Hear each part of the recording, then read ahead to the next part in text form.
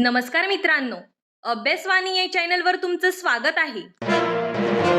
अभ्यासवाणी रोज अभ्यास रोज प्रगती. बॉम्बे हायकोर्टच्या शिपाई पदाच्या निकालाची आतुरतेने वाट पाहिली जात आहे. आज आपण याबद्दल आलेल्या अगदी लेटेस्ट आणि ठोस अपडेटसह सविस्तर विश्लेषण करणार आहोत. फायनल आन्सर की मधले बदल असोत किंवा कट ऑफची शक्यता, हा सगळा गुंता आज आपण सोडवणार आहोत, जेणेकरून पुढे नेमकी कोणती पावलं उचलायची याचा एक स्पष्ट मार्ग मिळेल. चला तर मग सुरू करूया. सगळ्यात पहिला मुद्दा म्हणजे फायनल आन्सर की मध्ये झालेले बदल. पहिल्या बॅचच्या उमेदवारांसाठी एकंदरीत जशीच्या तसे अशी स्थिती आहे. म्हणजेच त्यांच्या उत्तर तालिकेमध्ये 0 बदल आहेत. जे गुण आधी प्रसिद्ध झाले तेच ग्राह्य धरले जातील. पण खरा बदल आहे तो दुसऱ्या म्हणजेच फायनल बॅचसाठी. त्यांच्या ए, बी, सी आणि डी या चारही सेट्समधून नेमका एक प्रश्न आणि साहजिकच त्याचा एक गुण रद्द करण्यात आला आहे. थोडक्यात सांगायचं तर अंतिम गुणवत्ता या बदललेल्या गुणांवरच ठरणार आहे. आता साहजिकच तुम्हाला प्रश्न पडला असेल, निकालाची आजची स्थिती काय आहे?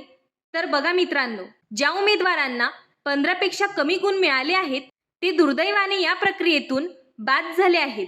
पण ज्यांचे गुण 15 ते 20 या रेंजमध्ये आहे त्यांच्यासाठी आशा अजूनही जिवंत आहे.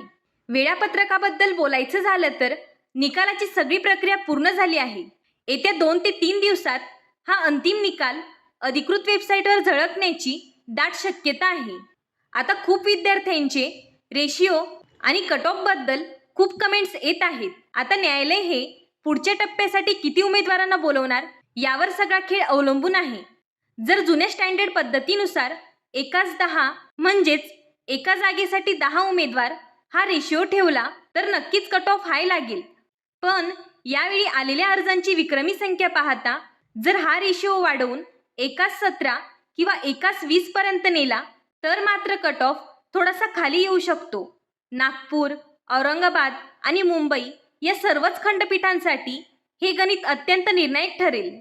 पुढील टप्प्यांची तयारी कशी करायची आता आपण ते पाहूया. केवळ निकालाची वाट पाहत बसण्यापेक्षा आजपासूनच 3 महत्त्वाची पावलं उचलणे गरजेचे आहे. पहिलं म्हणजे सर्व आवश्यक कागदपत्रे आताच व्यवस्थित फाईल करून व्यवस्थित ठेवा. दुसरं म्हणजे शारीरिक क्षमता परीक्षेची तयारी अगदी जोरात सुरू करा, कारण निकाल आल्यावर वेळ बिलकुल मिळणार नाही. आणि तिसरं म्हणजे टायपिंगचा सराव अजिबात थांबू देऊ नका. तर बघा मित्रांनो, निकालासाठी अगदी थोडे दिवस उरले आहेत आणि जाता जाता एकदा स्वतःलाच हा प्रश्न नक्की विचारून बघा, निकालाची लिंक अधिकृत वेबसाईटवर लाईव्ह होण्यापूर्वी पुढच्या सर्व टप्प्यांची तयारी खरोखर 100% पूर्ण झाली आहे का? वेळ कमी आहे, त्यामुळे तयारीला आज आणि आतापासूनच वेग येणे गरजेचे आहे. या व्यतिरिक्त तुमचे काही डाऊट्स असतील तर तुम्ही कमेंट्स बॉक्समध्ये विचारू शकता. हा व्हिडिओ उपयुक्त वाटला असेल तर चॅनलला लाईक, शेअर आणि सबस्क्राईब करायला विसरू नका. धन्यवाद. अभ्यासवाणी रोज अभ्यास रोज प्रगती.